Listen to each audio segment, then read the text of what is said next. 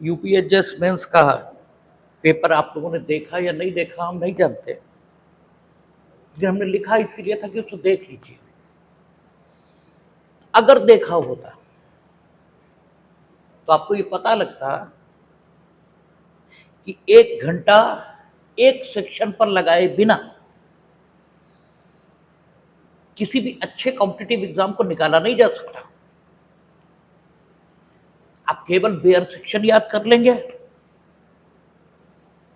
या कुछ भी कर लेंगे तो उससे होने वाला कुछ भी नहीं है। इवन पीसीएसजे में भी केवल आप अपनी इस धारणा को और मजबूत कर सकते हैं कि बस थोड़ी सी मेहनत और कर ली होती तो हो जाता। होगा नहीं, उसके लिए विस्तार से पढ़ना जरूरी है, और विशेषकर अब जब पेपर का ट्रेंड एकदम चेंज हो रहा है और अब आगे आगे चेंज होगा। इसलिए प्रॉपर अगर आपने नहीं पढ़ा है तो होने वाला कुछ भी नहीं। और मजेदार यह था कि जो जनरल अवेयरनेस के नाम पर उन्होंने पूछा था वो टोटल ला था, और वाकई ऐसे ही पेपर लिया भी जाना चाहिए। जब हमारे समय पेपर लेते थे तब पाकिस्तान के प्रधानमंत्री का क्या नाम है, तो एक व्यक्ति जो जुडिशियल अफसर होकर आ रहा है, ये जब जुडिशियल अफसर के चयन हेतु आप कंपटीशन करा रहे हैं तो पाकिस्तान के प्रधानमंत्री का नाम उसे मालूम है या नहीं मालूम है, इससे फर्क क्या पड़ रहा है। उस समय पेपर का ट्रेंड बिल्कुल ठीक नहीं था, अब बिल्कुल सही ट्रेंड आया है। उन्होंने जनरल अवेयरनेस के पेपर में भी अंग्रेजी में प्रपोजिशन दे दिया और आपसे कहा हिंदी में उत्तर लिखिए, तो दोनों भाषाओं की जांच हो गई, क्योंकि ये तय है कि आपको एज एडीजे जब आप बैठेंगे तो दोनों भाषाओं का ज्ञान आपको चाहिए। तो उन्होंने सबसे पहले अंग्रेजी में प्रपोजिशन लिखा और हिंदी में कहा हिंदी में उत्तर दीजिए। तो अगर आपको हिंदी नहीं आती है तो उत्तर नहीं लिख पाएंगे, और अगर अंग्रेजी नहीं आती तो प्रपोजिशन नहीं पढ़ पाएंगे। तो एकदम चेक हो गया कि हाँ ठीक है, दोनों भाषाएं आपको आती हैं। और उसके बाद जो उन्होंने पूछा है वो शुद्ध कानून, और मजेदार आदेश हम बताएंगे बिल्कुल नहीं, लेकिन जब हम लोग शाम को चर्चा करेंगे, टेक जरूर लीजिएगा, शाम को जब चर्चा करेंगे तो हम ये जानना जरूर चाहेंगे कि आप लोगों के उत्तर क्या है, क्योंकि आप उसमें जनरल अवेयरनेस के पेपर में एक भी बात ऐसी नहीं पूछी गई है जो आपको बताई नहीं गई, और बड़े विस्तार से बताई गई, और ये कहकर बताई गई ये बेहद इंपॉर्टेंट है, कहीं भी पूछ दिया जाएगा। ठीक है, ये आपको कहकर बताया गया है, उसमें जो कानूनी प्रावधान लगेंगे और जब हम लोग बात करेंगे तो समझ में आएगा। फिलहाल तो आप देखेंगे ऐसे विभिन्न कानूनों से जुड़े हुए उसमें सवाल हमने देखे हैं। तो वही हाल कॉन्टेक्ट का भी है, हालांकि कॉन्टेक्ट में हम उस धारा तक कभी पहुंचे नहीं है।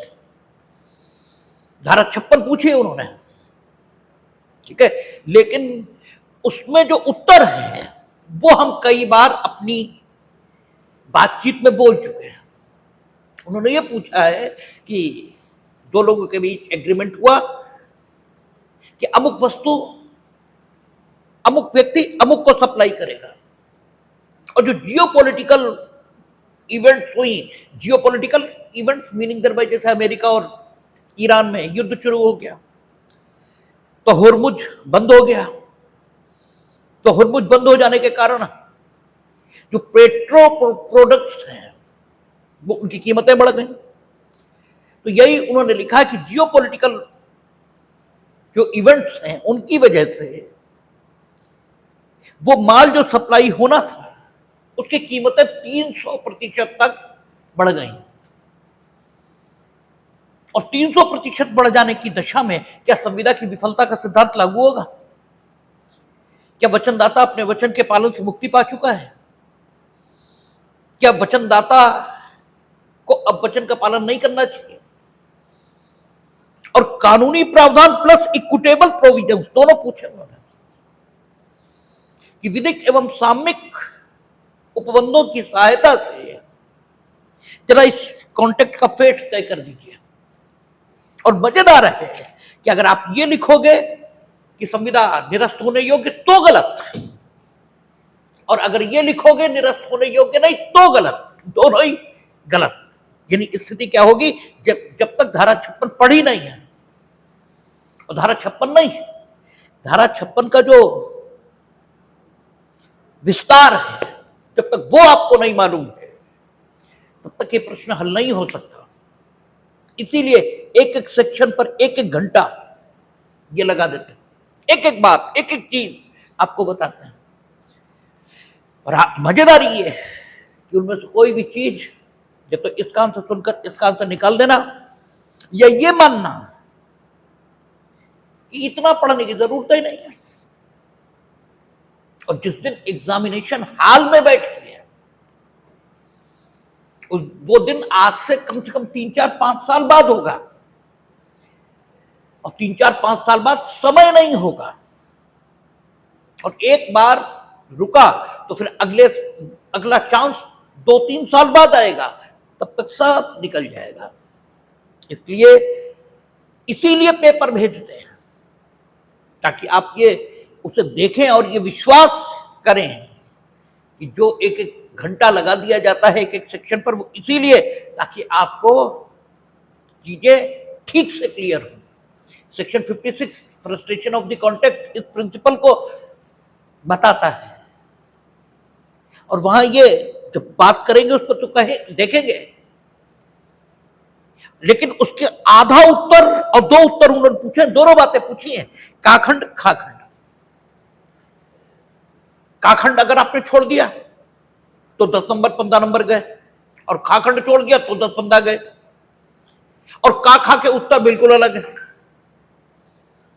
काखंड का उत्तर यह है, जब उन्होंने पूछा कि क्या जियोपॉलिटिकल इवेंट्स की वजह से संविदा में जो माल आपूर्त होना है, सप्लाई होना है, उसकी कीमतें बढ़ जाने के कारण स्वयं वो माल सप्लाई करने के दायित्व से मुक्त हो गया है, तो बिल्कुल नहीं। क्योंकि आपको कई बार, शायद आपको ध्यान आ भी जाएगा, कई बार हमने ये बोला है कि संविदा में अपने कर्तव्य का पालन करने में अगर कोई कठिनाई हो रही है पक्षकारों को, यानी संविदा दुर्बल हो गई है, संविदा कठिन हो गई है, संविदा का पालन करना मुश्किल हो गया है, केवल ये तथ्य पक्षकारों को संविदा के में जो उनका भाग है उसके पालन से मुक्ति नहीं देता। बोला है, एक बार नहीं सैकड़ों बार बोला है कि केवल ये तथ्य पक्षकारों को संविदा के पालन के दायित्व से मुक्ति नहीं देता। इसका मतलब जियो पर आधा जो उसका भाग है उसका उत्तर यह है कि नहीं, ऑटोमेटिकली जो जियोपॉलिटिकल इवेंट्स हुई हैं जिनकी वजह से कीमतें एकदम बढ़ गई और संविदा का पालन करना एक पक्षकार के लिए घाटे का सौदा हो गया, केवल इस कारण से उसे संविदा में अपने भाग के पालन से मुक्ति नहीं मिलेगी।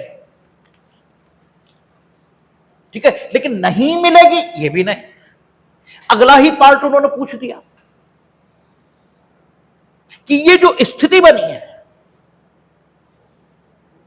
इसमें होगा क्या, जरा सहायता कीजिए। ठीक है, उसकी जिसके ऊपर दुर्भर दायित्व आ गया है, क्या कोई सहायता संभव है विधिक प्रावधानों के अंतर्गत, यही पूछा है। तो जब हम लोग फ्रस्ट्रेशन ऑफ कॉन्ट्रैक्ट, चूंकि वो विषय नहीं रहा, इसलिए जो हम लोग बात कर रहे थे कॉन्ट्रैक्ट एक्ट में, उसमें इतना विषय तो आ रहा था तो हमने इस विषय को तो बोला, लेकिन बाकी सेक्शन 56 पर जब बात करेंगे तब देखेंगे। अगली बात यह कि इस पर हाउस ऑफ लॉर्ड्स और सुप्रीम कोर्ट दोनों के मुकदमे डिसाइड है। यानी हाउस ऑफ लॉर्ड्स यानी वैश्विक जो नीति है, हाउस ऑफ लॉर्ड्स हम उसके निर्णय से बाध्य नहीं हो रहे, लेकिन हाउस ऑफ लॉर्ड्स का निर्णय एक वैश्विक ट्रेंड को, ठीक है, दर्शित करता है कि दुनिया किस ओर सोच रही है। और हमारे सुप्रीम कोर्ट के भी निर्णय है कि अगर ऐसी स्थितियां बनी हैं तो फिर न्यायालय विवेक का प्रयोग करेगा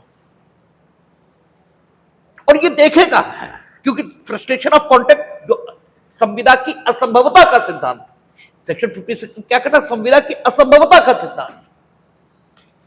वो कठिनाई दुर्भरता ये शब्द प्रयोग नहीं करता, वो कहता असंभवता। यानी न्यायालय परिस्थितियों को एनालाइज करेगा। अगर वो सिर्फ इतना पाता है कि सिर्फ कठिन या दुर्भर हुआ है, यानी इन्हें नुकसान ज्यादा हो रहा है, इन्हें फायदा ज्यादा हो रहा है, या इन्हें नुकसान और फायदे की स्थिति को देखकर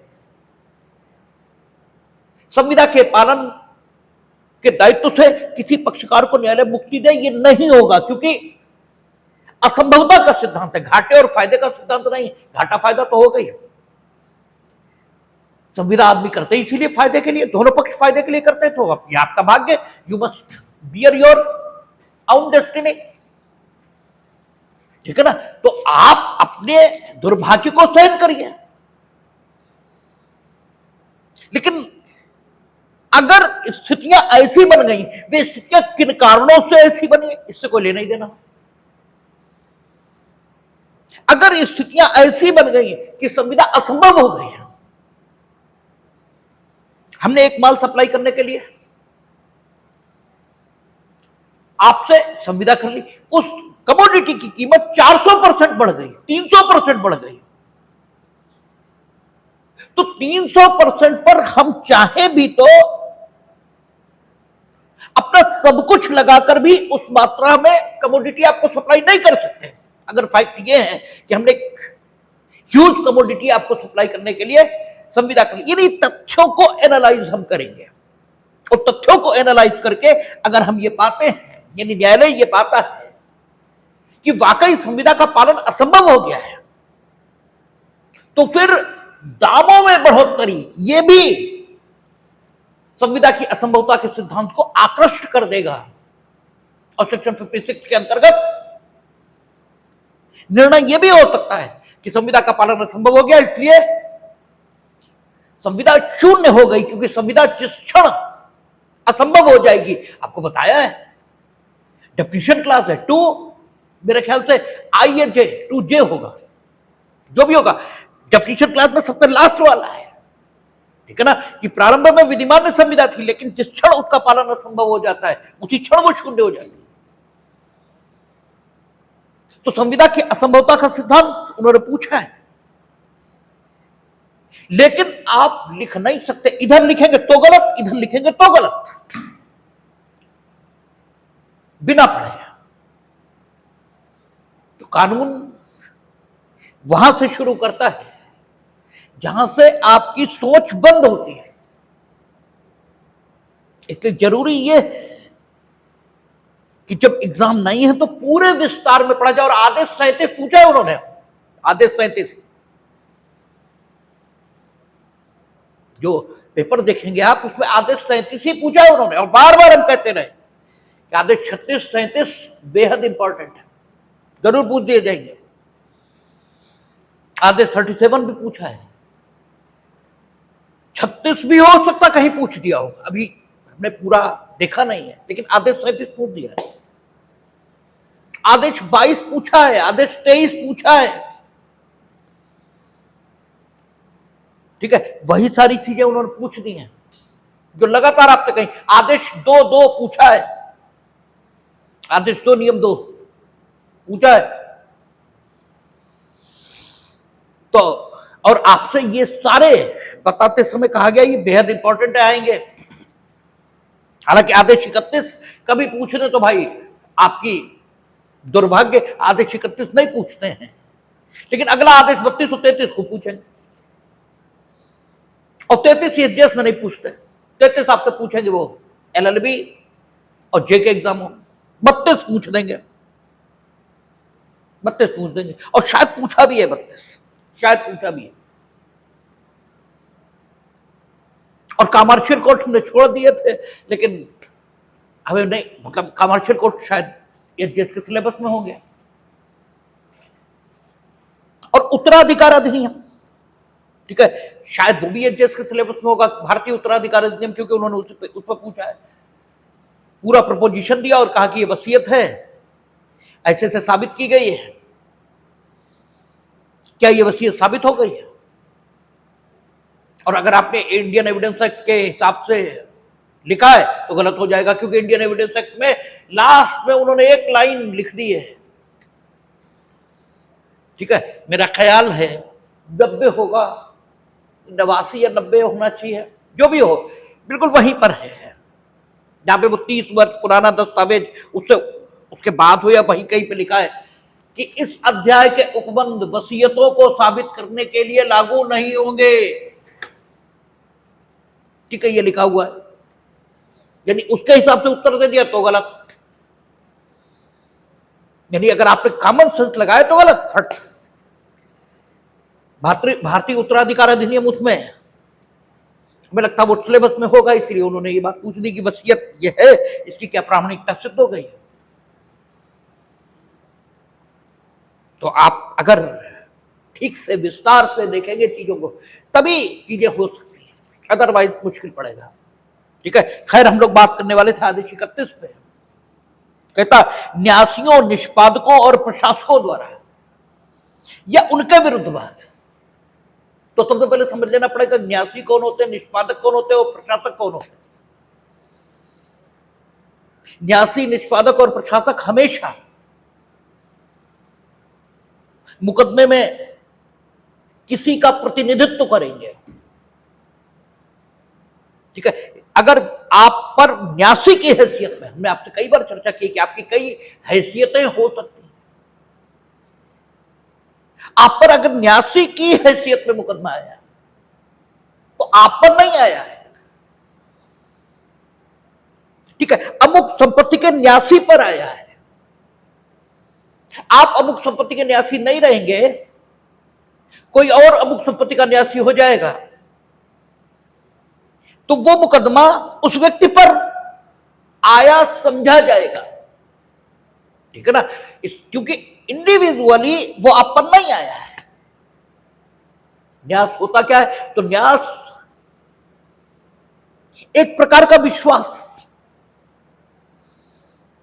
जो संपत्ति का स्वामी व्यक्त करता है। ठीक है, और उस विश्वास के माध्यम से वो अपनी संपत्ति किसी एक व्यक्ति को सौंप देता है, और जिसको वो सौंपता है संपत्ति, वो संपत्ति वो उसे उसके लिए नहीं सौंपता है। ठीक है ना, मालिक ने, संपत्ति के स्वामी ने एक विश्वास व्यक्त किया है। किस पर? किसी व्यक्ति पर। किस बात के लिए? अपनी संपत्ति की, ठीक है, अपनी संपत्ति के बाबत, अपनी संपत्ति के संबंध में। ठीक है, और उस विश्वास के अधीन उसने वो अपनी संपत्ति इस व्यक्ति को दे दी, लेकिन इस व्यक्ति को दी जरूर, लेकिन इस व्यक्ति को इस व्यक्ति के लिए नहीं दी। ठीक है, इसका मतलब यह हुआ कि जिस व्यक्ति को यह संपत्ति दी गई है, यह व्यक्ति इस संपत्ति के लाभों का उपभोग नहीं कर सकता। ठीक है, क्योंकि यह संपत्ति इसे इसके लिए नहीं दी गई, यह संपत्ति किसी और के लिए दी गई है, लेकिन जिसके लिए दी गई है वो तत्काल इस संपत्ति के लाभों को प्राप्त करने के लिए तैयार नहीं मीनिंग देर भाई उसे तत्काल वे लाभ नहीं दिए जा सकते। ठीक है, इसलिए बीच में एक मध्यवर्ती आया, बीच में एक इंटरमीडियरी आया, और मालिक ने क्या किया? हम भारतीय न्यास अधिनियम के मुताबिक न्यास की परिभाषा नहीं बता रहे हैं, हम एक काम चलाओ परिभाषा बता रहे हैं। इंडियन ट्रस्ट एक्ट वो अलग ढंग की परिभाषा कर रहा है, अलग ढंग की, मतलब भाव में इसी ढंग की कर रहा है, लेकिन शब्द जो उसके हैं वे अलग है। तो वो इंडियन ट्रस्ट एक्ट पर जब अलग से बात करेंगे तब देखें। फिलहाल एक काम चलाओ अंडरस्टैंडिंग हम आपके दिमाग में बैठाने की कोशिश कर कि इस व्यक्ति को संपत्ति इसलिए दी गई है क्योंकि अंतिम रूप से संपत्ति का उपभोग जिन व्यक्तियों के द्वारा होना है ये जिस वर्ग के व्यक्तियों द्वारा होना है, जिस क्लास के व्यक्तियों द्वारा होना है, उस व्यक्ति या उस वर्ग के व्यक्तियों द्वारा संपत्ति का तात्कालिक उपभोग, तत्काल उपभोग, ये संभव नहीं हो पा रहा है। और वे लोग संपत्ति का उपभोग कर सके तब तक संपत्ति को संरक्षण की जरूरत है, मेंटेनेंस की जरूरत है, क्योंकि संपत्ति बिना स्वामी के नहीं रह सकती, ठीक है ना।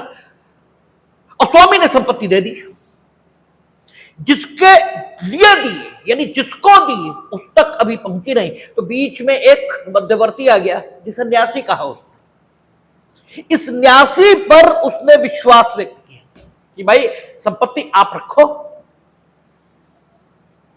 और इस संपत्ति के लाभों का उपभोग, अर्थात इस संपत्ति का उपभोग, संपत्ति का उपभोग मीनिंग देयर बाय क्या होता है, संपत्ति के लाभों का उपभोग। संपत्ति अपने में कोई चीज थोड़ी होती, भाई मकान अपने में कुछ थोड़ा ही है, मकान आपका है, मीनिंग देयर बाय मकान से प्राप्त होने वाले लाभ आप उपभोग कर सकते हैं। जब ये दशा होती है तभी आप कहते हैं कि मकान मेरा है। अगर मकान के लाभों का उपभोग आप न कर सकें तो मकान आपका हो ही नहीं सकता, या उस मकान के आपका होने का कोई अर्थ आपके लिए है ही नहीं। इसलिए मकान के लाभों का उपभोग यदि आप कर पा रहे हैं तो ही आप मकान के स्वामी है। और संपत्ति के लाभों का उपभोग इस स्वामी ने किसी अन्य के लिए आरक्षित कर दिया। उसने कहा कि अमुक मकान हम आपको दे रहे हैं, जब हमारा बेटा वयस्क हो जाए तो उसे दे दीजिएगा। तो उसने आप पर विश्वास व्यक्त किया है, अपना मकान आपको दिया है, ठीक है, लेकिन मकान न्यासवत दिया है, आपको नहीं दिया है, अपने बेटे के लिए दिया है। तो बेटा कौन हुआ? बेनिफिशियरी, हिताधिकारी। उसे कानून में क्या बोलते हैं? बेनिफिशियरी, हिताधिकारी, ठीक है। बेटा हिताधिकारी है, हित का अधिकारी है, बेनिफिट्स लेने वाला है इस मकान के, इसलिए वो बेनिफिशियरी है।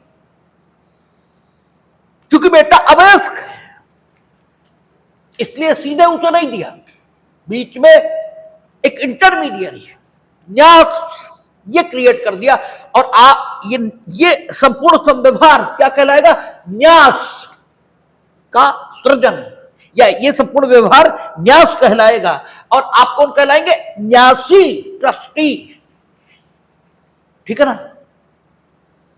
ऐसे ही हमने अपनी संपत्ति अनाथ बच्चों के हित में दान कर दी कि अनाथ बच्चों की पढ़ाई लिखाई का खर्च मेरी संपत्ति से दिया जाए, और हम आपको न्यासी बना रहे हैं। तो बेनिफिशियरी कौन है? अनाथ बच्चे। अनाथ बच्चे आइडेंटिफाइड भी नहीं है। ये भी हो सकता है शाहजहांपुर के अनाथ बच्चे, ठीक है ना, हमने आइडेंटिफाइड कर दिया। लेकिन इसमें भी हमने आयु के हिसाब से, धर्म के हिसाब से, जाति के हिसाब से, ठीक है ना, ग्रामीण और शहरी के हिसाब से कोई आइडेंटिफिकेशन नहीं किया। वो भी किया जा सकता है, ठीक है ना, वो भी किया जा सकता है। राज्य नहीं कर सकता, जो मूल अधिकार है वो अनुच्छेद 15 में राज्य नहीं कर सकता, हम कर सकते। हमने कहा ब्राह्मण बच्चों के, ब्राह्मण अनाथ बच्चों के, ठीक है, या हिंदू अनाथ बच्चों के, ठीक है, या मुस्लिम अनाथ बच्चों के, आप कर सकते, राज्य नहीं कर सकता। वो सेक्शन, वो आर्टिकल 15 है, ठीक है। तो अनाथ बच्चे वे बेनिफिशियरी हो गए, और आप कौन हुए? ट्रस्टी। आपको संपत्ति का संरक्षण भार यह सौंपा गया है, और एक विश्वास आप पर व्यक्त किया गया है, ठीक है। इसे हिंदी में न्यास और अंग्रेजी में ट्रस्ट ये कहते हैं। हमने एक दिन आपसे कहा था कि 3 शब्द हैं विश्वास के लिए। एक शब्द है विश्वास, दूसरा है श्रद्धा, और तीसरा है ट्रस्ट। विश्वास बड़ी बेकार चीज है, विश्वास 2 कौड़ी की चीज होती है। जरा आप देखें अपने मन में कि विश्वास जब आप कहते हैं कि किसी पर कर रहे हैं हम, या करते भी हैं, तो स्थिति क्या होती है? विश्वास करने की जरूरत कब पड़ती? जब संदेह हो किसी बात पर, ठीक है ना, तभी तो विश्वास करने की जरूरत पड़ती है, ऐसा है या नहीं। किसी ने कह दिया ऐसा है, हमने मान लिया, ये विश्वास है।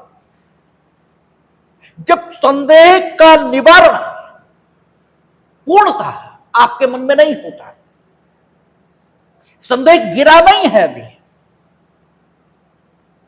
लेकिन संदेह के गिरने से पहले ही आपने किसी व्यक्ति के कहने के आधार पर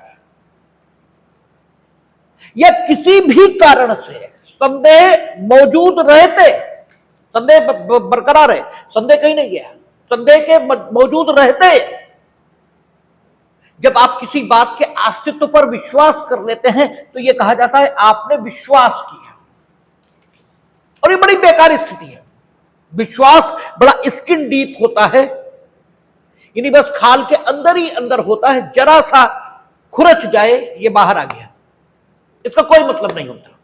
आप भगवान पर विश्वास करते हैं, इसीलिए जरा सा कुछ हो जाता है हम नहीं मानते भगवान को, क्योंकि भगवान के अस्तित्व आपके समक्ष प्रमाणित नहीं हुए हैं, आपने जाना नहीं है भगवान को। संदेह गिरा नहीं था, संदेह था, और संदेह के रहते हुए माँ बाप के प्रभाव से, पीढ़ी के प्रभाव से, परंपरा के प्रभाव से, रूढ़ियों के प्रभाव से, लोगों के दबाव से, सामाजिक मान मर्यादा से आपने ये स्वीकार कर लिया कि ईश्वर है।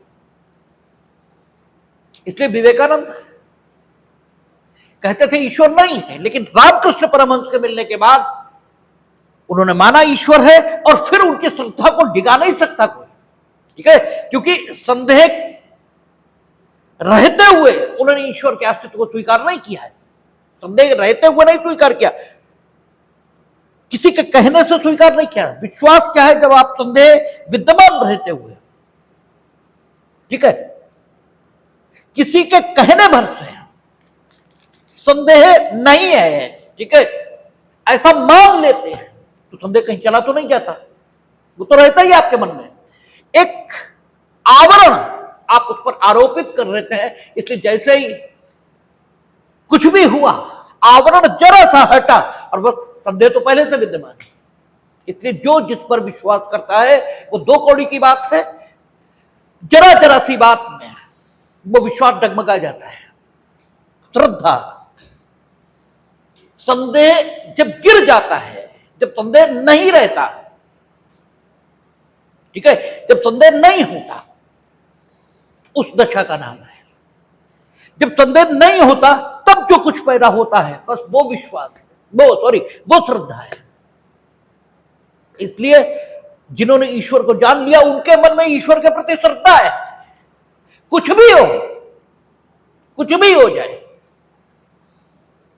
ठीक है, रोटी नहीं मिली 4 दिन तो वो कहते ईश्वर तेरा लाख लाख धन्यवाद, तूने शायद रोटी 4 दिन इसलिए नहीं दी ताकि हम उस भूख की पीड़ा को अनुभव कर सकें जो लोगों को होती है रोटी न होने पर, और तब हम किसी की रोटी न छीने, ठीक है, ऐसा भाव हमारे अंदर आए, शायद इसीलिए 4 दिन नहीं दे दी तो भी ईश्वर तेरा लाख लाख धन्यवाद, रोटी नहीं। श्रद्धा डिगती नहीं, क्योंकि संदेह बचा ही नहीं जो डिगाता है। और ट्रस्ट, न्यास जिसे कहते हैं हिंदी में, ये व्यक्ति के पूर्ववर्ती व्यवहार के कारण, आप जानते हैं उसने आज तक मेरे खिलाफ सोचा ही नहीं, ठीक है, आप कहते हैं ना हम मान ही नहीं सकते कि उन्होंने मेरे खिलाफ बोला होगा। ट्रस्ट वहां है। इसीलिए कुछ रिश्तों में अगर बदतमीजी हुई तो अदालत फांसी देती है। वो कहती कि बेटे को तुम कहीं ले जाओ वो तो चला ही जाएगा तुम्हारे साथ, और तुम उसे ले जाके मार डालो। इससे ज्यादा गंदी और नीचता की बात, वो तुम पर ट्रस्ट करता है, विश्वास करता है, सॉरी विश्वास तो शब्द ही गलत है, ठीक है, तो ट्रस्ट एकदम अलग बात है। इसलिए कानून में विश्वास के भंग के लिए कोई अपराध नहीं है, ठीक है ना, विश्वास भंग अपराध नहीं है, श्रद्धा का भंग अपराध नहीं है, न्यास का भंग अपराध है। कहते हैं न्यास का आपराधिक भंग, क्रिमिनल ब्रीच ऑफ ट्रस्ट, ठीक है, criminal breach of trust. Trust के कुछ प्रकार, ठीक है, हर हर जगह ट्रस्ट, कुछ जगह तो ट्रस्ट आप अगर खोएंगे तो समाज आपकी निंदा करेगा, लेकिन कुछ तरीके, ठीक है, कुछ स्थितियां कानून ने दंड नहीं बनाती। कहा क्रिमिनल ब्रीच ऑफ ट्रस्ट, किसी ने कोई संपत्ति दी, किसी ने कोई संविदा आपसे की है, उसमें आपने गड़बड़ कर दिया तो क्रिमिनल ब्रीच ऑफ ट्रस्ट 405 पहले आईपीसी में था, वो परिभाषित करता था कि ट्रस्ट की कौन सी स्थितियां अपराध मानी जाएंगी, ठीक है ना। तो ट्रस्ट की वे स्थितियां नहीं है जो अपराध मानी जाती है, लेकिन ट्रस्ट है, ट्रस्ट है तो फिर सिविल रेमेडी उपलब्ध हो जाएगी, ठीक है ना। मालिक ने ट्रस्ट किया है आप कि आप अमुक संपत्ति धारित करेंगे और अमुक संपत्ति सुरक्षित रखेंगे, किनके लिए? बेनिफिशियरीज के लिए, ठीक है। बेनिफिशियरीज कोई हो सकता है, जानवर हो सकता है, स्ट्रीट डॉग, उनके खाने के लिए हमने अपनी संपत्ति का न्यास कर दिया, ठीक है ना। सेक्शन 92 आएगा, अभी सेक्शन 91 आएगा सीपीसी में, वो न्यासों से ही संबंधित है, ठीक है। तो इसके साथ 91 92 भी पढ़ेंगे सेक्शन, कहता न्यासियों द्वारा या न्यासियों के विरुद्ध भाग, निष्पादकों द्वारा या निष्पादकों के विरुद्ध भाग, प्रशासक के द्वारा और प्रशासकों के विरुद्ध भाग। तो न्यासी कौन है? ऐसी संपत्ति का धारक जो उसके लिए नहीं है लेकिन उसके पास है, लेकिन उसके पास है किसी और के लिए, लेकिन जिसके लिए है वो उसके पास नहीं है, ये बीच में इंटरमीडियरी है। तो जब तक अनाथ बच्चे शादी लायक नहीं होते, ये शादी लायक अनाथ बच्चे मिलते नहीं, तब तक तो संपत्ति का उपभोग नहीं हो सकता। लेकिन संपत्ति सुरक्षित तो रहनी ही चाहिए, संपत्ति का मेंटेनेंस ये तो होना ही चाहिए। वो कौन करेगा? तो न्यासी करेगा। तो न्यासी को जब संपत्ति के संरक्षण और मेंटेनेंस के कर्तव्य दिए गए तो अधिकार भी देने पड़ेंगे जो संरक्षण और मेंटेनेंस के लिए जरूरी है। कोई न्यास की संपत्ति का नुकसान करेगा, उसके प्रति अकृत्य करेगा, उसके प्रति दोष करेगा, तो उसे मुकदमा लाने की जरूरत होगी। और यह न्यासी बदतमीज हो सकता है, यह किसी का बुरा कर सकता है, तो उसे इस पर मुकदमा लाने की जरूरत होगी, ठीक है। न्यासी अर्थात न्यास संपत्ति पर, ठीक है ना। तो न्यास संपत्ति पर जब मुकदमा आएगा, यानी न्यासी पर आएगा, चाहे न्यासी पर आएगा ये कह लीजिए, और चाहे न्यास संपत्ति पर आ रहा तो ये कह लीजिए, क्योंकि न्यासी पर आ रहा, राम दुलारे जो न्यासी हैं, राम दुलारे थोड़ी आ रहा, न्यासी पर आ रहा, तो न्यासी पर तो न्यास संपत्ति के कर्तव्यों की बाबत ही आ रहा होगा, या न्यास संपत्ति के अधिकारों के लिए ही लाया जा रहा होगा, ठीक है ना। तो न्यासी पर जब मुकदमा आएगा तो न्यास संपत्ति के बाबत ही आएगा, क्योंकि जो न्यासी है उसके ऊपर जब आएगा तो उसके व्यक्तिगत कार्यों और कृत्यों की बाबत आएगा, उसके लिए थोड़ा ही आएगा। न्यासी पर है इसका मतलब न्यास संपत्ति पर है,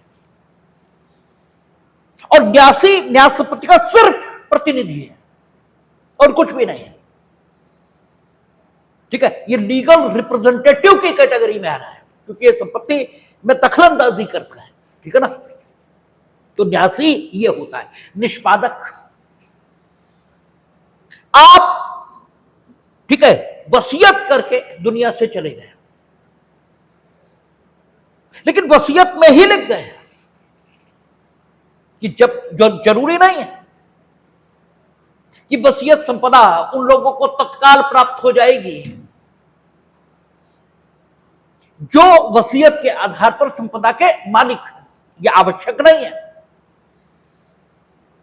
बड़े बड़े बदतमीज लोग हैं, ठीक है, और बदतमीज चाहे कितने भी हो, लोगों का लोगों से मोह ये छूटता ही नहीं, ठीक है। कहते हैं ना मोह अंधा होता है, ठीक है ना। मोह अंधा क्यों होता है? मोह आपको वो दिखाता है जो इनफैक्ट नहीं है। आपको जिससे मोह होगा वो आपको अच्छा ही लगेगा, भले वो कितना भी धूर्त और दुष्ट और कमीन हो। भाई रावण अच्छा आदमी तो नहीं है, लेकिन मेघनाथ को उससे मोह है, इसलिए वो उसे दुनिया का सबसे अच्छा आदमी लगता है। ठीक है ना। तो मोह इसीलिए अंधा है क्योंकि अगर किसी को है तो उसकी आंख की देखने की शक्ति प्रभावित हो गई। भाई आंख देखती है ना, उसका इनफैक्ट काम क्या है? देखना।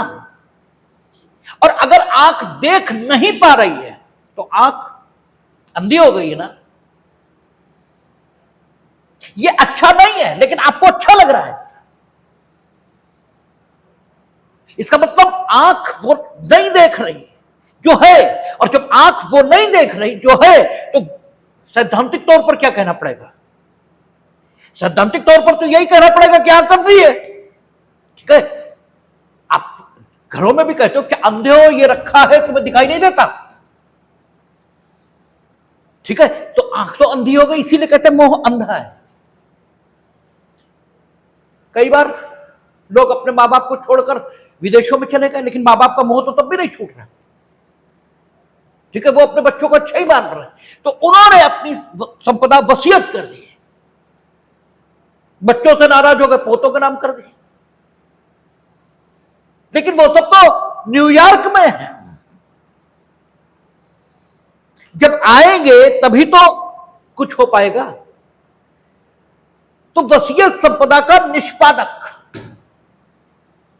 ठीक है, आपने कह दिया कि मिस्टर ए संपदा की देखभाल करेंगे जब तक कि असली मालिक ना आ जाए, और इन्हीं का दायित्व होगा कि संपदा ये उन लोगों में विभाजित करें जिनके नाम वसीयत है। कोई एक के नाम हो जरूरी नहीं, कई लोगों के नाम हो सकती। उन्होंने संपदा का एक हिस्सा इन्हें मिलेगा, एक हिस्सा कुत्तों स्ट्रीट डॉग के खाने के लिए रखा जाएगा, एक हिस्सा गौशाला को जाएगा, ऐसे भी हो सकता है। तो वो सारी संपदा, ठीक है, किसके द्वारा? वसीयतकर्ता की इच्छा के अनुरूप बांटी जाएगी। ठीक है। इसका दायित्व जिस व्यक्ति पर रखा जाता है उसे हम बोलते हैं निष्पादक। ठीक है। प्रशासक व्यक्ति अपनी संपत्ति का स्वयं स्वामी है, ठीक है, लेकिन तय नहीं हो पा रहा ये स्वामी है कौन। हम उत्तराधिकार से स्वामी हैं, तुम वसीयत से स्वामी हो। मतलब तुम्हारा ऐसा कहना है कि हम वसीयत से इस अमुक संपदा के स्वामी हैं, हम कहते हैं उत्तराधिकार से स्वामी हैं। अब स्वामित्व का प्रश्न ये विवादग्रस्त हो गया।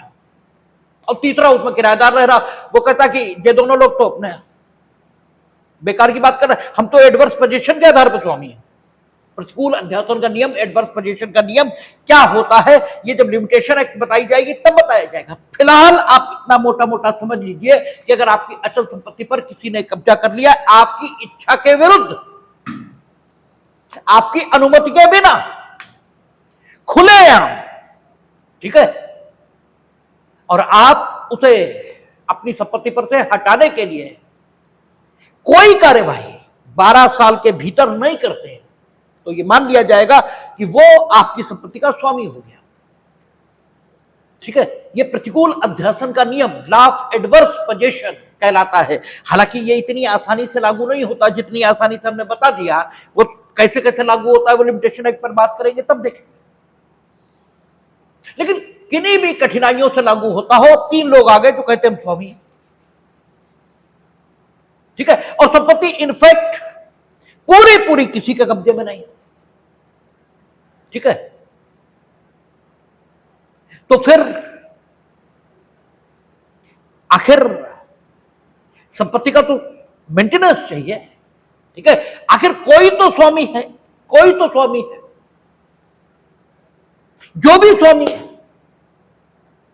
उसे संपत्ति सुरक्षित मिलनी चाहिए ना। ये राजी नहीं कि इन्हें दे दी जाए, ये राजी नहीं कि इन्हें दे दी जाए, कोई राजी नहीं। तो फिर ऐसी दशाओं में न्यायालय संपत्ति के प्रबंध हेतु प्रशासक नियुक्त करता है, एडमिनिस्ट्रेटर अपॉइंट कर देता है। ये जैसे कंपनी का कोई समापन हुआ तो आखिर कौन सारी संपत्तियों का रखरखाव करेगा, उन्हें उचित व्यक्तियों तक पहुंचाएगा, इसके लिए प्रशासक नियुक्त होता है। ठीक है ना। तो प्रशासक अपनी इंडिविजुअल कैपेसिटी में उस संपत्ति का प्रबंध करता नहीं होता, वो प्रशासक की हैसियत में उस संपत्ति का प्रबंधक होता है, प्रशासक नहीं रहेगा, कोई और आ जाएगा उसकी और जगह प्रशासक, तो संपत्ति के प्रबंधक का दायित्व तो उसके पास चला जाएगा। इसलिए ये लोग चाहे न्यासी हो, चाहे प्रशासक हो, चाहे निष्पादक हो, जब ये मुकदमा लाएंगे या इन पर मुकदमा आएगा तो वो इंडिविजुअल कैपेसिटी में आया हुआ मुकदमा नहीं माना जाएगा। ठीक है, वो प्रतिनिधिक हैसियत में लाया गया मुकदमा माना जाएगा। ठीक है ना। तो इन पर मुकदमा जब आता है या इनके द्वारा जब मुकदमा लाया जाता है, व्यक्ति की हैसियत में नहीं, न्यासी, निष्पादक और प्रशासक की हैसियत में, तो कैसे आता है वो आदेश 31 में बताया गया है। और इसीलिए इसे भी स्पेशल सूट की कैटेगरी में रखा गया, क्योंकि व्यक्ति के विरुद्ध जिन तरीकों से मुकदमा आता है उन तरीकों से इनके विरुद्ध मुकदमा नहीं आता। उसमें डिफरेंस क्या कहता है देखें, कहता है न्यासियों आदि में निहित संपत्ति, न्यासियों आदि, जब न्यासियों के बाद उसने आदि शब्द का प्रयोग कर लिया, इसका मतलब इस आदि शब्द में निष्पादक और प्रशासक शामिल हो गए। ठीक है, तो कहता है न्यासियों आदि में निहित संपत्ति से संपृक्त वादों में हिताधिकारियों का प्रतिनिधित्व। ठीक है, चाहे न्यासी हो, चाहे निष्पादक हो, चाहे प्रशासक हो, वे जिनका प्रतिनिधित्व करते हैं, संपत्ति असली अर्थों में उन्हीं के द्वारा धारित की जाती है, अर्थात संपत्ति में हित उन्हीं व्यक्तियों का होता है दरअसल। ठीक है ना, इसलिए उन व्यक्तियों को हम क्या कहेंगे, हिताधिकारी, बेनिफिशियरीज। ठीक है ना, प्रशासक स्वामी की, ठीक है, स्वामी के लिए संपत्ति को धारित कर रहा है, तो इनफैक्ट जिस संपत्ति का वो प्रशासन कर रहा है, ठीक है, वो संपत्ति किसके लिए, स्वामी के लिए, तो स्वामी उस संपत्ति का हिताधिकारी है। हालांकि स्वामी अभी तय नहीं है कौन है, वो अलग बात है, लेकिन है तो कोई तो है, वो आइडेंटिफाइड है या नहीं है, इससे क्या फर्क पड़ता है, वो है तो उसका एग्जिस्टेंस है, आप उसे जानते नहीं जानते इससे क्या मतलब, अभी उसे पहचानने की प्रक्रिया चल रही है, इससे तो कोई लेना ही देना नहीं है। तो इनफैक्ट प्रशासक, जिस संपत्ति का प्रशासक है उसका हिताधिकारी कोई और है। ऐसे निष्पादक वसीयत संपदा जिनको गई है उन्होंने अभी धारित नहीं की है, उनके लिए संपत्ति को धारित कर रहा है, इसलिए हिताधिकारी वो लोग। ऐसे ही न्यास की स्थिति में तो कहता है न्यासियों आदि में निहित संपत्ति से संपृक्त वादों में हिताधिकारियों का प्रतिनिधित्व, यानी हिताधिकारियों का प्रतिनिधित्व कौन करेगा। ठीक है, न्यासियों आदि में निहित जो संपत्ति है, ठीक है, न्यासियों आदि में जो निहित संपत्ति है वो किसकी है, हिताधिकारियों की, और उस संपत्ति पर जब मुकदमा आएगा तो हिताधिकारियों का प्रतिनिधित्व कौन करेगा ये बता रहा है। कहता है किसी न्यासी, निष्पादक या प्रशासक में निहित संपत्ति से संपृक्त ऐसे सभी वादों में जिनमें कि ऐसी संपत्ति में फायदा पाने वाले के रूप में हितबद्ध व्यक्तियों के और किसी पर व्यक्ति के बीच प्रतिविरोध है, न्यासी, निष्पादक या प्रशासक इस प्रकार हितबद्ध व्यक्तियों का प्रतिनिधित्व करेगा और उन्हें वाद में पक्षकार बनाना मामूली तौर से आवश्यक नहीं होगा, किंतु यदि न्यायालय ठीक समझे तो वह आदेश दे सकेगा कि उन्हें या उनमें से किसी को पक्षकार बनाया जाए। यानी अगर न्यासियों, निष्पादकों और प्रशासकों में जो निहित संपत्ति है,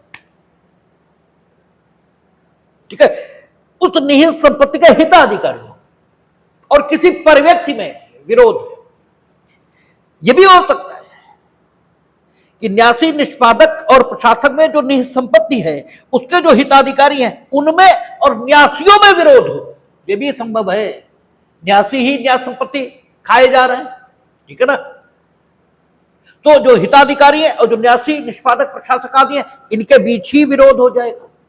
ठीक है, और यह भी संभव है कि न्यासी, निष्पादक और प्रशासक में जो निहित संपत्ति है उसके जो हिताधिकारी हैं उनमें और किसी अन्य व्यक्ति में, यानी कोई स्ट्रेंजर, कोई समाज का अन्य व्यक्ति, इनके बीच निहित संपत्ति जो न्यासियों, निष्पादकों आदि में है, अर्थात जो न्यास संपत्ति है या वसीयत संपदा है या प्रशासन के अधीन संपदा है, उसके संबंध में स्ट्रेंजर्स और न्यासी निष्पादक और प्रशासक इनके बीच विरोध हो, ठीक है, यह भी संभव है। तो नियम 1 उस दशा की बात कर रहा है जब न्यासी निष्पादक और प्रशासक में निहित जो संपत्ति है उसके जो हिताधिकारी हैं, ठीक है, उन हिताधिकारियों में और किसी अजनबी में जो न्यासी निष्पादक या प्रशासक नहीं है उनके बीच विरोध है न्यास संपत्ति को लेकर, ठीक है। तो सामान्य स्थिति मामूली तौर पर यह होगा कि उस वाद में हिताधिकारियों को पक्षकार नहीं बनाया जाएगा, न्यासी निष्पादक या प्रशासक ही हिताधिकारियों का प्रतिनिधित्व करेंगे। और अगर स्ट्रेंजर प्रतिवादी है यानी वो गड़बड़ कर रहा तो ये लोग उस पर मुकदमा ले आएंगे, और अगर स्ट्रेंजर ला रहा है इन पर तो न्यासी निष्पादक या प्रशासक को ही सामान्य तौर पर पक्षकार उस वाद का बनाएगा। जबकि सामान्य सूट होता तो संपत्ति इनफैक्ट जिसकी है उसे पक्षकार बनाया जाता, ठीक है ना। यहां बेनिफिशियरीज को मामूली तौर पर इन जनरल पक्षकार नहीं बनाया जाएगा, किंतु न्यायालय यदि ठीक समझे, न्यायालय किन स्थितियों में ठीक समझेगा ये बिल्कुल अलग बात है। और अगर लिखा है ठीक समझे तो तभी न्यायालय को शक्ति प्राप्त होगी जब वाकई ठीक समझने के लिए परिस्थितियां हो, ठीक है। आप अननेसेसरी ठीक नहीं समझ लेंगे क्योंकि लिखा है ठीक समझे, तो ठीक समझने की कोई परिस्थिति तो हो, बताए तो आप, ठीक है, कि आपने ठीक क्यों समझा। न्यायालय को देखने से लग रहा है कि न्यासी निष्पादक प्रशासक गड़बड़ कर रहे हैं, ऐसा प्रतीत होता है कि न्यायालय मिल गए, ठीक है, तब ठीक समझने के लिए स्थिति है, समझा जा सकता है ठीक। मिले नहीं, बड़े लापरवाह किस्म के आते ही नहीं, रोज गड़बड़ कर देते, कतई नहीं मिले, कतई नहीं मिले, लेकिन लापरवाही है स्वभाव में। तो ठीक समझे, ठीक समझने के लिए कोई स्थिति होनी चाहिए, लेकिन न्यायालय अगर ठीक समझे तो वह आदेश दे सके कि उन्हें या उनमें से किसी को पक्षकार बनाया जाए, उन्हें यानी हिताधिकारी या उनमें से किसी को, ठीक है। अनाथ बच्चे हमने कहा, वो आयु निर्धारित नहीं की, ठीक है, तो 20 साल का कोई हो गया तो कानून की दृष्टि से तो मालिक हो गया, न्यायालय ने कहा कि ठीक है इनमें से इसे बना लो, ठीक है, ये भी रहे न्यासी निष्पादक भी रहे, तो उनकी स्थिति ज्यादा बेहतर तरीके से सामने आएगी, ठीक है ना। बहस तो है ही, बना लो, क्या दिक्कत है, ठीक है। तो ठीक समझे तो उन्हें या उनमें से किसी को पक्षकार बनाने का आदेश दे सकेगा। आगे कहता है न्यासियों निष्पादकों और प्रशासकों का संयोजन, जहां कोई न्यासी निष्पादक या प्रशासक हो वहां ऐसे वाद में जो उनमें से एक या अधिक के विरुद्ध हो वे सभी पक्षकार बनाए जाएंगे। जहां कोई न्यासी निष्पादक या प्रशासक हो वहां ऐसे वाद में जो उनमें से एक या अधिक के विरुद्ध हो वे सभी पक्षकार बनाए जाएंगे। कई सारे न्यासी, आपका विवाद एक से तो एक नहीं तभी बनेंगे, ठीक है ना, क्योंकि विवाद तो न्यासी से अगर है तो न्यास संपत्ति के बाबत ही है, न्यासी से और किसी बात को लेकर विवाद हो ही नहीं सकता। और किसी बात को लेकर विवाद होगा तो व्यक्तिगत उस व्यक्ति से होगा जो न्यासी है, न्यासी से विवाद है, निष्पादक से विवाद है, प्रशासक से विवाद है, तो अन्य बात पर हो ही नहीं सकता, ठीक है ना। उसी बात पर होगा जो उस संपत्ति से संबंधित है जिसके वो न्यासी निष्पादक या प्रशासक। अच्छा, निष्पादक या प्रशासक एक ही होता है अच्छा, तो उसने ये कहा जहां कोई न्यासी निष्पादक या प्रशासक हो, ज्यादा भी हो सकते हैं, मतलब वहां ऐसे बाद में जो उनमें से एक या अधिक के विरुद्ध हो वे सभी पक्षकार बनाए जाएंगे, ठीक है, क्योंकि बात उस संपत्ति के तो सभी न्यासी निष्पादक या प्रशासक जिसके संबंध में मुकदमा है। आप न्यासी पर मुकदमा लाए, निष्पादक पर मुकदमा लाए, प्रशासक पर मुकदमा लाए, तो है तो वो उसी संपत्ति के संबंध में, उसके वो सभी प्रशासक निष्पादक न्यासी है, तो आप सबको पक्षकार बनाओ, ठीक है। यही नियम है। पक्षकार के तौर पर कौन संयोजित किए जाएंगे वे, ठीक है, जो अलग अलग मुकदमा लाए तो विधि और तथ्य के समान प्रश्न पैदा हो। यही आपने आदेश एक नियम 1 पढ़ रखा है, आदेश एक नियम 3 पढ़ रखा है। वादी के रूप में कौन संयोजित होंगे, प्रतिवादी के रूप में कौन संयोजित होंगे, तो वो तो वहां पर जो बात लिखी है उसी के अनुरूप तो चलेगा। ये लोग अगर अलग अलग मुकदमा लाए तो विधि और तथ्य के समान प्रश्न पैदा होंगे। ठीक है, इसलिए सभी पक्षकार उसमें बना लिए जाएंगे। परंतु जिन्होंने अपने वसीयतकर्ता की बिल को साबित नहीं किया, ऐसे निष्पादकों को और भारत से बाहर के न्यासियों, निष्पादकों और प्रशासकों को पक्षकार बनाना आवश्यक नहीं होगा। यानी कहता है जिन्होंने अपने वसीयतकर्ता की बिल को साबित नहीं किया, आप बिल को साबित करने का तरीका क्या है, वो आपका भारतीय उत्तराधिकार अधिनियम में दिया गया है। और वो पूछा भी है जज के पेपर में कि क्या इस मामले में वसीयत साबित हो गई। ठीक है, पूरा वसीयत पर बना हुआ सवाल है पूरा, कि एक व्यक्ति है, उसके 3 बेटे हैं, 4 बेटे हैं, एक को वो कुछ नहीं दे रहा। ठीक है, एक बेटे के बेटे यानी पोते को दे रहा और 2 बेटों को। ठीक है, 2 बेटों और एक पोते के नाम उसने वसीयत कर दिया, ऐसे करके है वो प्रपोजिशन। और जिसके नाम वसीयत नहीं थी उसने उठा के बेच दी। आगे अपीलें हुई हैं, अपील में ये सारे सवाल उठे हैं। ठीक है, यही पूछा है उन्होंने। तो वसीयत, ठीक है, कहता है कि परंतु जिन्होंने अपने वसीयतकर्ता की बिल को साबित नहीं किया है, तो वसीयत है ये सही है, लेकिन ये उसी व्यक्ति की वसीयत है और उसी तरीके से की गई वसीयत है जिस तरीके से कानून करना बताता है। जब तक ये तय न हो तब तक हम ये क्यों कह दें कि ये वसीयत है, तब तक तो यही कहा जाएगा ये वसीयत के प्रारूप में है। ठीक है, मौजूद एक दस्तावेज है। जैसे घर अलग बात है और मकान अलग बात है। ठीक है, मकान बन के खड़ा है, घर थोड़ी है, ड्वेलिंग हाउस। घर को क्या बोलते हैं? ड्वेलिंग हाउस, निवास गृह। तो किसी के निवास करने से घर बनेगा, मकान है, घर का है। तो वसीयत के प्रारूप में दस्तावेज और वसीयत अलग अलग बात है ना। वसीयत तो तब बनेगी जब उसे साबित कर दिया जाए कि वसीयत है। साबित करने का तरीका इंडियन एविडेंस एक्ट के हिसाब से लागू नहीं होगा, क्योंकि वहां स्पष्ट लिख रखा है उन्होंने कि उपबंध वसीयत को लागू नहीं होंगे। आपका सेक्शन देख ही लो, नए में हमें याद नहीं है, पुराने में तो हमें याद ही है। ठीक है, कि कौन सा 90 से पहले है।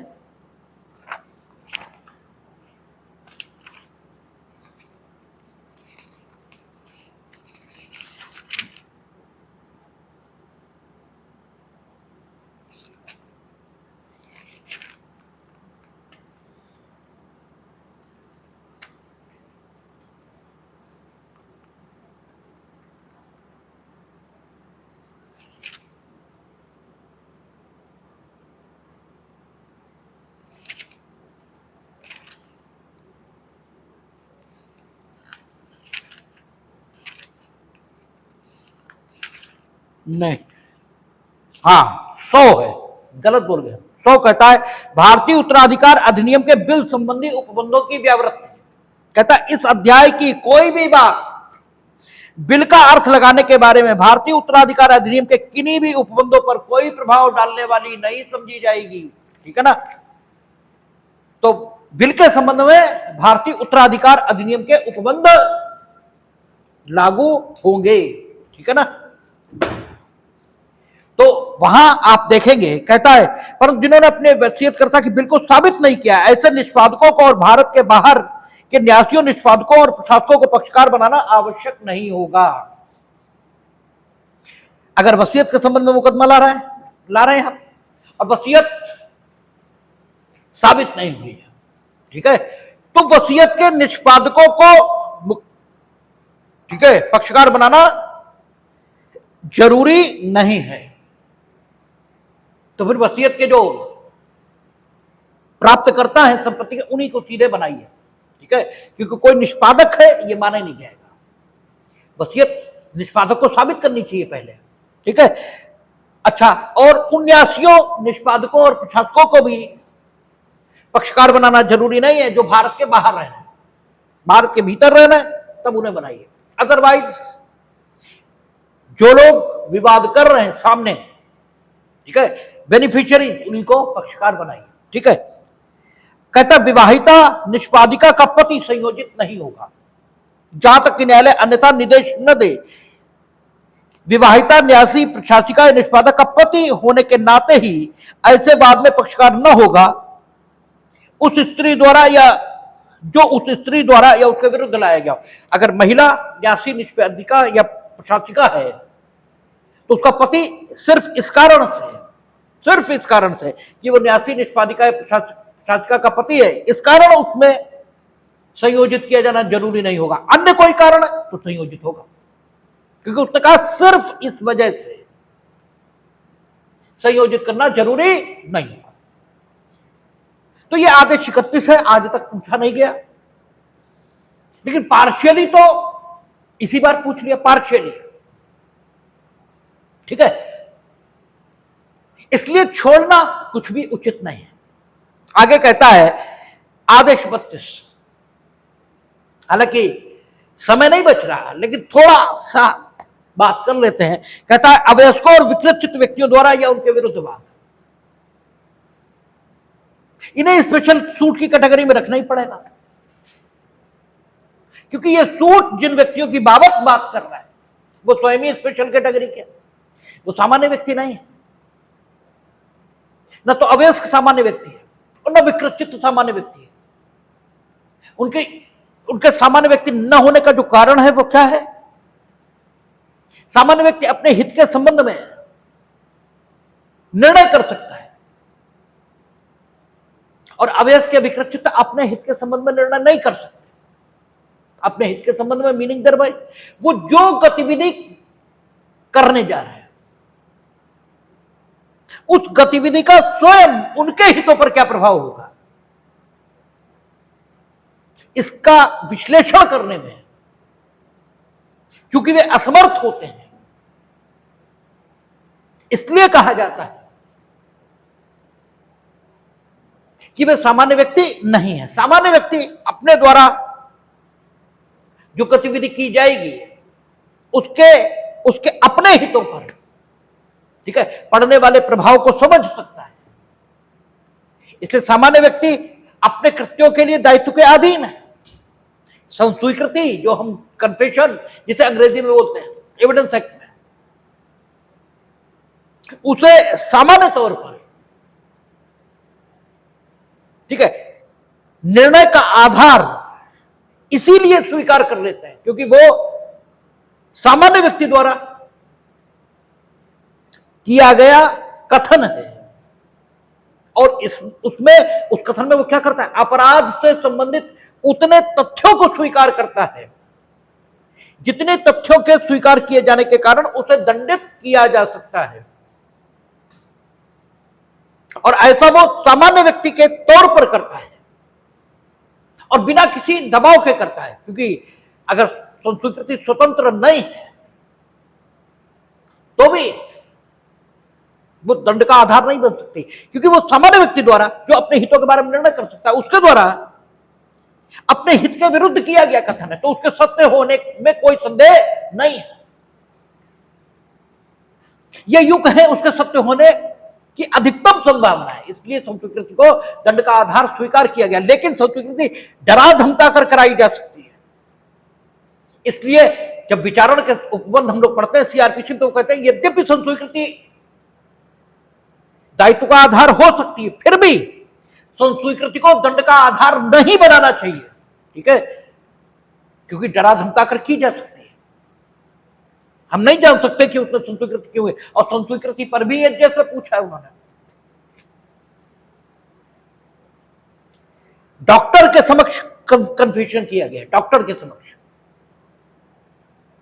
ठीक है, और डॉक्टर ने शायद, जहां तक प्रपोजिशन हमें याद पड़ता है, यह कहा कि हम तुम्हारा इलाज नहीं करेंगे, ठीक है, हम तुम्हारा इलाज नहीं करेंगे, नहीं सच सच बताओ चोट कैसे लगी, ठीक है।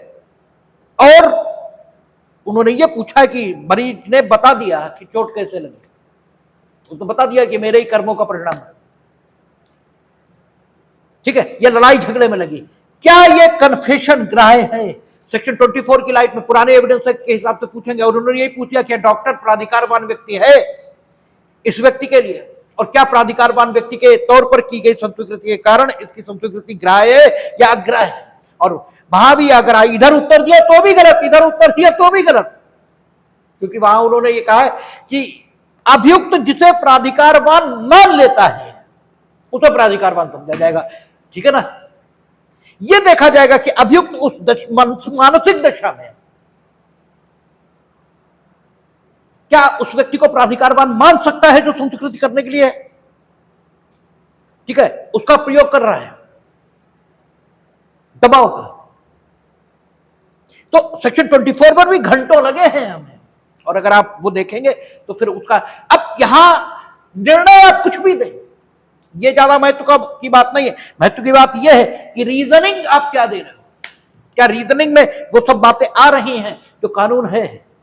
निर्णय सही गलत हो रहा वो अलग बात है, निर्णय सही गलत तो अपीलेट कोर्ट से सही हो जाएंगे, आपको कानून आना चाहिए। ठीक है, विचारणा न्यायालय के न्यायाधीश के विरुद्ध इसीलिए कार्रवाई नहीं होती, उसने कानून समझ रखा है लेकिन लागू करने में गलती कर दी तो अपील न्यायालय सुधार देगा। नहीं, कानूनी की गलत व्याख्या कर रहे हो वही तुम्हें नहीं मालूम है तो अलग बात। ठीक है, शेष चर्चा हम लोग कल करेंगे। देखिए